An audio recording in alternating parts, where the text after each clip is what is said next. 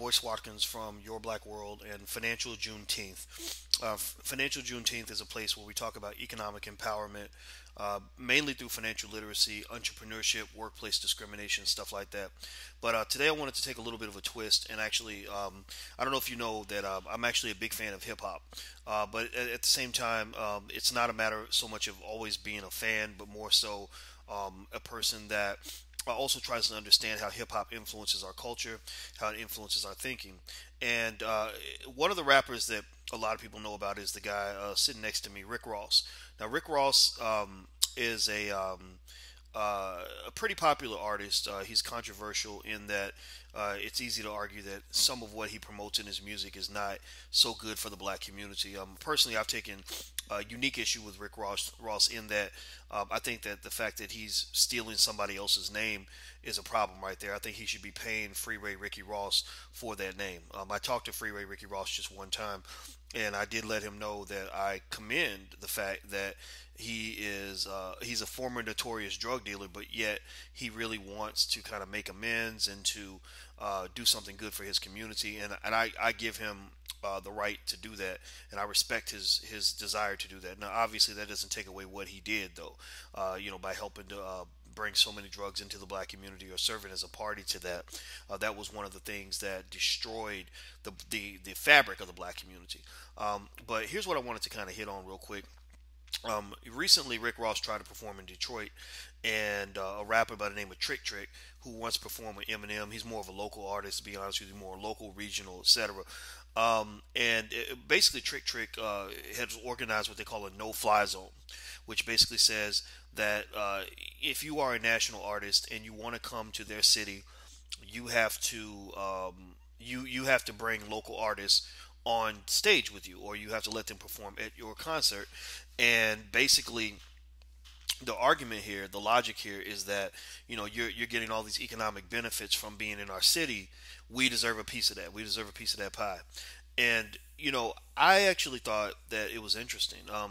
First of all, it was interesting because Rick Ross didn't perform in Detroit because they actually formed a human barricade keeping him from the stage. 100 people basically stood, and blocked his path to the stage, so he didn't mess with that, which was a good idea, I think, especially in Detroit. And don't go messing around in Detroit too much. But what I loved about it was, first of all, let me say this. I'll give the downside then the upside. The downside is when you engage in that kind of intimidation or that sort of physical obstruction, if you will, it can lead to serious problems. I mean, if you go back to old school Chicago, that's how the gangsters used to do stuff, right? It was very much. In fact, Chicago was like a mob-run city. Al Capone ran 70% of the city, but at the same time, sometimes these economic coalitions can yield tremendous value to the community. I'll give you a good example of when the lack of a coalition really screwed the local community. When Jay-Z built the Barclays Arena in Brooklyn, a lot of people were told that community residents were going to be taken care of. They were going to have good jobs with a living wage. Their lives would get better by bringing this big arena into their community. Well, it's your community, so you can decide what's going to be there. You should be deciding what's going to be there. Unfortunately, you got politicians at the top and business people who understand that if you want something done in an area, you don't take care of the masses. You only take care of the people at the top. You sprinkle a little bit to the people on the top, and they're happy. They control the masses. They let you get what you want. That's why Africa has more oil and more natural resources than any continent in the world. But Africans, many of them, the majority of Africans, unfortunately, are in poverty, are struggling. There are millions of starving Africans in countries where nobody should be starving because there's so much oil there. So, anyway, with Jay-Z and Barclays, Cornel West and I talked about this for a while when I saw him in New York. He was protesting, the building of the arena, and basically saying that this arena is going to hurt the community. We only want this arena in our community if you meet certain expectations.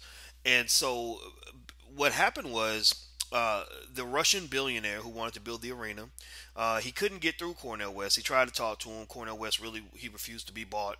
And so he went to Jay-Z and said, I want to make you a part owner of the team, and he put Jay-Z on a big billboard, and he promoted his partial ownership at a magnitude that was far greater than his actual ownership of the team. I mean, Jay-Z, in fact, I believe, owned 1/15 of 1% of the team.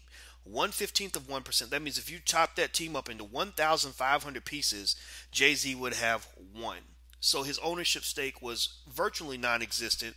It was pretty much only symbolic. I mean, that's pretty much all it was. But they created this symbolic ownership because they felt like people could be fooled, and they were, because what they did was they magnified that little 1/15 of 1% and put Jay-Z on a big billboard in Times Square and made it appear that this was Jay-Z's team, that Jay-Z was buying this team, and it wasn't true. He was a mascot, basically. He performed big concerts there. He did a lot of things, so he got paid. He got well taken care of. But what happened was the city of Brooklyn got screwed, royally screwed, because they didn't have people in the community willing to fight and get beyond the hype of saying, "Oh, we just love Jay Z" and being Jay Z groupies. Because they couldn't get beyond that hype, they ended up basically allowing part of their city to be gentrified to some extent. So with this Rick Ross thing, again, putting the violence part aside, or the physical altercations aside, I actually think that what Trick did with the no-fly zone is actually a good idea. Let's be clear: Clear Channel and these national media outlets are really sort of marginalizing and sweeping local artists from under the bus. They're basically there, or under the rug, sweep under the rug, under the bus. You know what I mean? And so effectively, local artists have to find a way to combine their energy and their power to deal with these national entities. Because there's no way you can convince me that Rick Ross is the only great rapper out here. I mean, sure, is he good? Is he bad? It's all up to you to decide. But many of the best artists that are out here are people who can't get a record deal, who can't get down with these national coalitions. And many of these artists, I mean, even if you look at Ross right now with this picture with him looking all hungover in his eyes and all that, that's not an image of black men that we really need perpetuated in our society anyway, because brothers out here trying to get jobs, trying to get ahead, young men looking for role models. You don't need some droopy-eyed Negro as your role model, somebody who's telling you that a black man's job in life is to stay high and drunk all the time. And Rick Ross, unfortunately, that's why I believe he was having his seizures and all that stuff earlier this year. He was having lots of seizures because he's into that drug culture, that alcohol culture, etc. And I just think that we can do better than that. Now, but that's to the side. The bottom line is that I want to say congratulations to the people of Detroit for taking the stand. I guarantee you that whether people like the no-fly zone or not, I guarantee you that national artists will pay attention. And at the end of the day, when it comes to economic power in the black community, it ain't about people liking you. It's not about whether people like what you're doing. It's about whether people respect you. And 9 times out of 10, if people truly respect what you're doing, a lot of times they're really not going to like it. Because basically what you're doing is you're demanding equality, you're demanding a fair piece of the pie. And if you don't demand it, then you won't get it. If you politely ask for it, then you won't get it. If you sit back quietly and hope that somebody decides to share the money and the power with you, then you're going to be waiting your whole damn life.